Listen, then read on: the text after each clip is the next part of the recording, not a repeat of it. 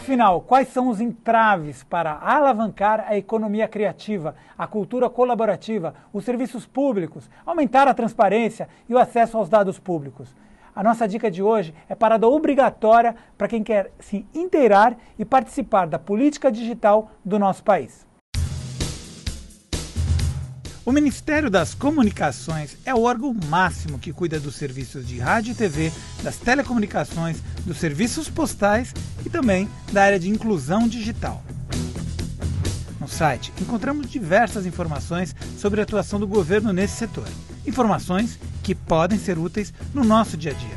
Em Ministério, descubra qual é a competência do órgão, o organograma, que mostra os cargos e funções, as atribuições das secretarias e o planejamento estratégico, entre outros. Na aba Acesso à Informação, entenda um pouco mais da lei que possibilita que qualquer cidadão brasileiro obtenha informações de qualquer órgão público nas esferas municipal, estadual e federal. No link Ações e Programas estão projetos e iniciativas do Minicom, como os telecentros, o Programa de Universalização e Massificação dos Serviços de Telecomunicações e as TVs digitais. O Plano das Cidades Digitais merece atenção especial. Aqui encontramos uma gama de informações sobre as cidades que participam do projeto, as ações apresentadas por elas e a lista das cidades que foram selecionadas. Não deixe de visitar as outras áreas do site, você vai se surpreender. Conhecer o site do Ministério das Comunicações é, antes de tudo, um exercício de cidadania. Afinal, a inclusão digital, como instrumento de transformação social, passa por aqui. Cidadania, transparência, inclusão, tudo isso faz parte das cidades digitais. Tema de hoje no Clique Ligue. Aqui no estúdio estão comigo a Graziela Cardoso Bonadia, pesquisadora do Centro de Pesquisa e Desenvolvimento em Telecomunicações, responsável pelo Índice Brasileiro de Cidades Digitais, e o Alan Habert, diretor do Sindicato dos Engenheiros do Estado de São Paulo e um dos elaboradores do projeto de lei sobre a internet pública em São Paulo. Virtualmente, os craques Renato Rodrigues, que está aqui, o Américo Bernardes, do Ministério das Comunicações, Bernardo Gutierrez e o Luiz Giacometti, que estão participando aqui desse bate-papo informal sobre um tema tão importante como as cidades digitais. Como foi feita essa pesquisa? A pesquisa começou, a gente mandou vários e-mails para várias prefeituras, tinha um questionário associado para a gente tirar as informações. Era um questionário bem longo e aí as prefeituras tinham um tempo, tiveram 4 meses para fornecer as informações. A partir dessas informações, a gente rodou a metodologia que caiu nessa pontuação que é a que foi divulgada aí. Vamos só falar o ranking rapidinho. Primeiro lugar, Curitiba, Rio de Janeiro, Belo Horizonte, Vitória, Campinas, Sorocaba, Anápolis, Porto Alegre, Jundiaí, Guarulhos e Santos. Alguma surpresa nisso? A gente teve 2 surpresas, não exatamente surpresas, mas duas cidades que subiram muito da edição do ano passado para esse ano, que foi Guarulhos e Anápolis. Guarulhos. Olha aqui Guarulhos, deixa eu clicar aqui em Guarulhos, aqui. Foi premiada também na categoria serviços. Qual foi o serviço inovador aí que vocês colocaram? Tem 2 serviços que nós podemos dizer que nos ajudou bastante. Um serviço pela internet. Hoje nós temos mais de 900 serviços destinados ao cidadão pela internet, então é um diferencial aí que nos ajudou a subir a pontuação. E outro é o serviço, como eu falei, prestado via Telecidadania, que é o serviço de formação, capacitação da população e também os serviços de internet disponíveis. Bacana, deixa eu voltar aqui para a nossa convidada aqui. Continua. Então, essa foi uma surpresa. A gente teve, de um ano para o outro, um aumento considerável em investimentos na parte de serviços ao cidadão. Então, esses 2 municípios foram que realmente se movimentaram mais, ganharam uma pontuação bem maior, mas a gente teve isso de maneira geral. Tá bom. E o resto? Como é que está o resto? O resto, né, também teve um aumento. Chamando de resto, mas... na verdade... Todo mundo merece. São quantas cidades que vocês pesquisaram? A gente obteve resposta de 100 cidades. 100 cidades? 100 cidades, né? A gente até mandou para várias, mas realmente era muito longo. A diferença é muito grande do primeiro para o último? É grande. A pontuação do último acho que está na base de 40, 60, não lembro de cor. Tá. Mas ele está no nível acesso básico, que é o nosso primeiro nível de... O que é o acesso básico? O acesso básico significa, né, que a prefeitura tem já alguns equipamentos, né, de telecomunicações e de TI. Tipo telex, um fax? Tem alguns computadores, computadores, tem impressora, né?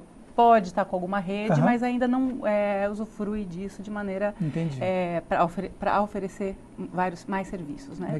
Tem um site, alguma coisa. Então, é a parte mais básica. Em compensação, a população também não tem tanto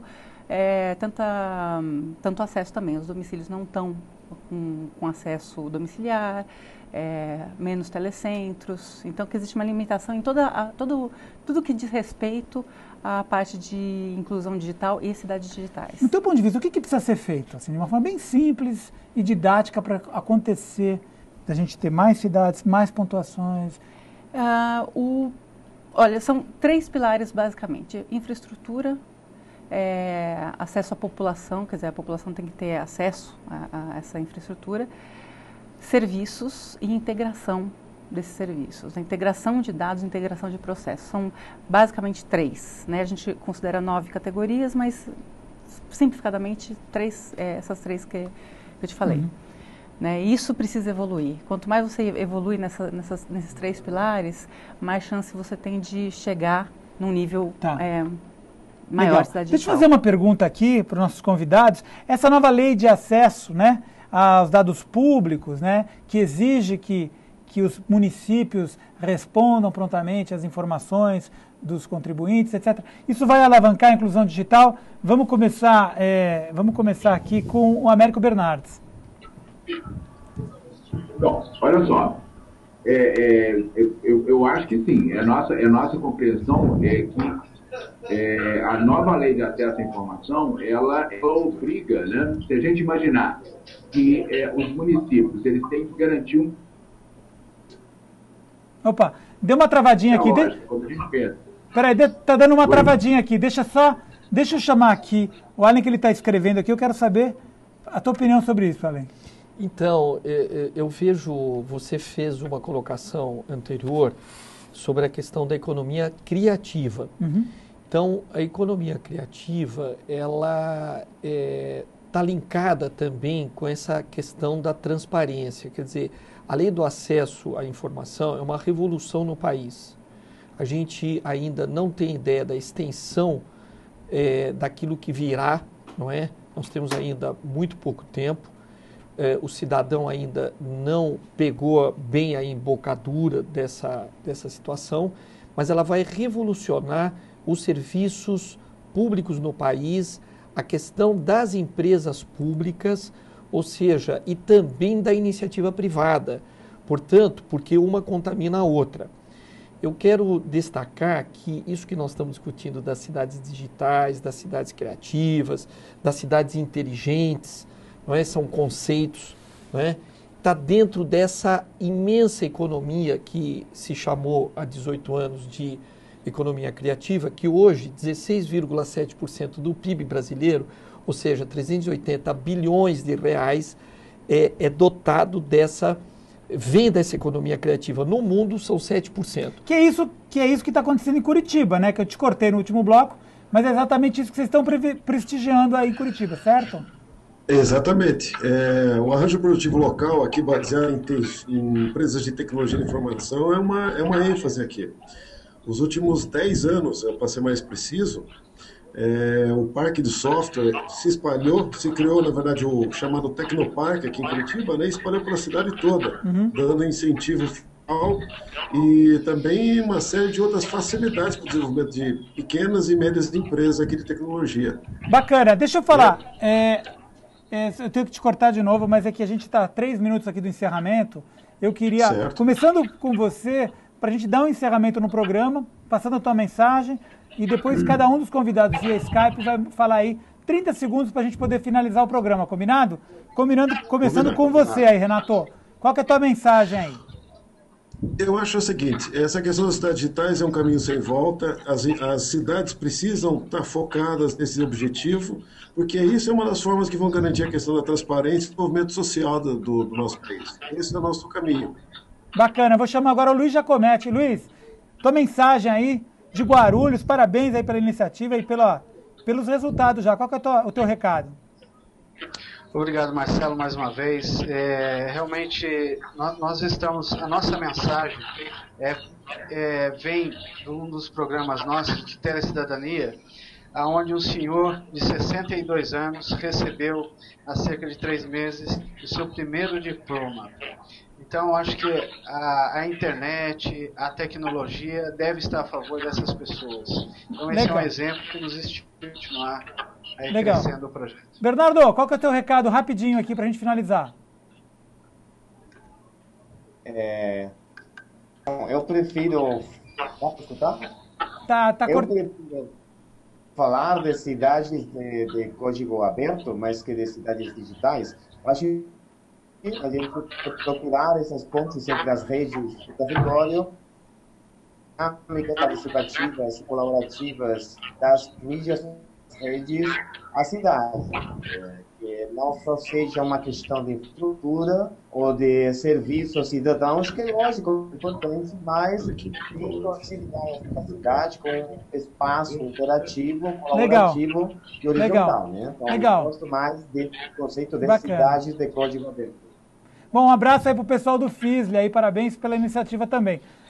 Américo, o recado final aí do Ministério das Comunicações, qual é que é a expectativa que a gente pode ter em relação a isso, rapidinho?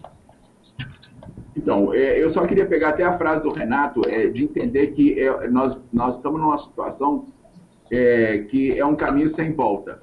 A lei de acesso à informação, a exigência da melhoria dos serviços públicos, né, a exigência de acesso à informação, elas nos obrigam o Estado a construir programas que deem conta dessas várias dimensões. E, no nosso caso, a nossa grande preocupação é atingir aquelas comunidades que, de fato, têm piores condições, seja do ponto de vista infraestrutural, seja do ponto de vista de receita, seja do ponto de vista de acesso mesmo ao backbone. Legal. Se a gente imaginar, tá certo? Então, esse é basicamente assim, o propósito do Ministério das Comunicações, do nosso programa de Cidades Digitais. Tá bom. É atingir as comunidades que estão afastadas hoje desses benefícios. Tá bom, muito obrigado a todos vocês que participaram por Skype. Foi um privilégio ter essa turma toda reunida. Eu queria você agora, para encerrar um pouquinho o nosso programa, para também passar a tua mensagem. Bom, o critério, a gente coloca um peso maior na pontuação de serviço, então eu acabo sempre batendo nessa tecla, né? Infraestrutura é bom, todo mundo fala de infraestrutura, é o que mais se fala. E quando a gente fala de serviços e integração de serviços, né, é onde realmente vai dar a utilidade que os cidadãos precisam para eles se interessarem por entrar por começar a se conectar. Então, isso, quanto mais passa o tempo, mais utilidade isso vai ter, porque são muitos serviços que vão estar disponíveis, a nova geração, elas já são conectadas. Bacana. Né? Então, é isso aí, oferecer serviço, transparência. Bé, para finalizar. Eu queria convidar todo mundo a entrar no site da CNTU, que é a Confederação Nacional dos Trabalhadores Liberais Universitários, que representa 10 milhões de universitários no país, de profissionais.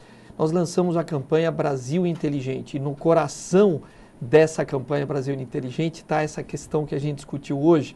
Parabéns, Godoy, parabéns a todos, que é a questão da internet, do acesso da internet pública, e eu tenho absoluta convicção que nessas eleições de 2012, cada um dos eleitores, cada um dos cidadãos tem que forçar, tem que discutir com o seu candidato a vereador, com o seu candidato a prefeito, para ele se comprometer com essa questão do acesso digital. Maravilha. E da democratização da informação Maravilha. a todos. Muito obrigado, Godoy. Muito obrigado a todos vocês. A gente vai ter que encerrar, mas o papo continua na internet. A qualquer momento a gente se encontra. Obrigado a você também que nos acompanhou pela internet e também pelo rádio. Para ouvir ou rever o programa de hoje, é só você acessar o portal da tvt.org.br.